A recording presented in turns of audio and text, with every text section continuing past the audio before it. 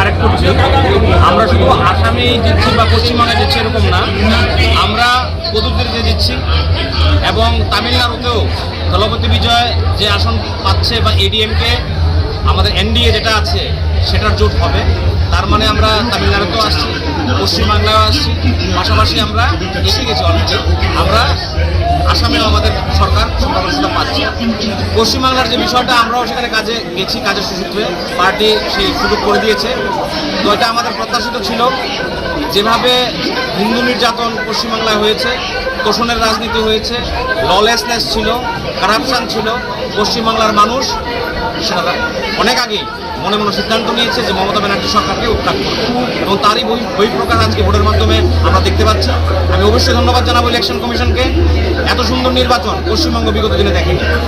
কোনো মার্ডার হয়নি, কোনো গুলি চলেনি, কোনো বোমাবাজি নেই এবং ইলেকশন কমিশন যেভাবে নির্বাচন করিয়েছে তখনই আমরা অনুধাবন করতে পেরেছি যে হাইয়েস্ট টার্ন আউট মানুষের ছিল।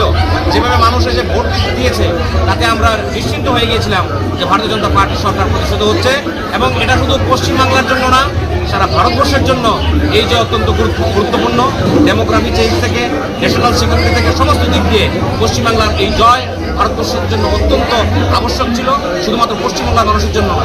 আর আমরা যারা ত্রিপুরা রাজ্যে বাস করি, আমাদেরও একটা নারীর টান পশ্চিমবঙ্গের সঙ্গে আছে। পশ্চিমবঙ্গের ভালো হলে আমরা খুশি হই, পশ্চিমবঙ্গের খারাপ হলে আমরা দুঃখিত হই এবং আমরা তাদের ফলো করি।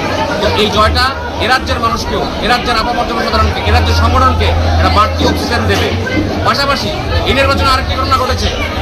এই নির্বাচনে পশ্চিমবাংলায় দেখবেন সিপিএমের কোনো সিট নেই।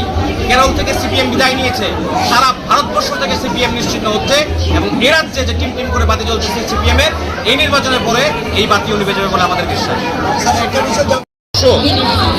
এর মধ্যেই থাকবে আমার ধারণা 190-এর উপরে যাবে, 200-র কাছাকাছি থাকবে।